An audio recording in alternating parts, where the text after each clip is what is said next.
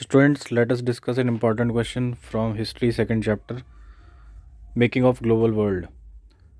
It's one of the most repeated question of chapter 2 History. The Silk Route was a good example of pre-modern trade, and there is a cultural link between distant part of the world because of this Silk Route. इसमें आपको ये बताना है कि silk route pre modern world में एक बहुत अच्छा एग्जाम्पल था जिसके थ्रू कल्चरल और ट्रेड लिंक बना हुआ था between Asia, Africa and Europe.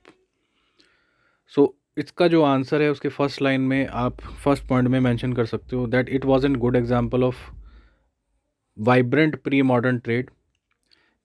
अब ये वाइब्रेंट प्री मॉडर्न ट्रेड का बेस्ट एग्जांपल कैसे है, तो इसके थ्रू चाइना से सिल्क कार्गोज यूरोप तक ट्रांसफ़र होते थे. हिस्टोरियंस ने ये भी आइडेंटिफाई किया है कि सिल्क रूट बहुत सारे रूट्स का एक कलेक्शन था that over a land or sea by knitting together vast regions of Asia, linking Asia, Europe and North Africa. ये थ्री कॉन्टिनेंट्स को आपस में जोड़ता था, Europe, North Africa and Asia. They are also known to have existed since before the Christian era and the thrived almost till the 15th century. ये silk route Christian era से भी पहले से एग्जिस्ट करता है और 15th सेंचुरी तक एक इम्पॉर्टेंट रूट के तौर पर इन थ्री कॉन्टिनेंट्स को कनेक्ट करता रहा है. अब किन चीज़ों का इसमें नॉर्मली ट्रेड होता था या ट्रांसफ़र होता था, तो इसमें one of the most important है एक्चुअली सिल्क, जिसके नाम पर इसका नाम सिल्क रूट है.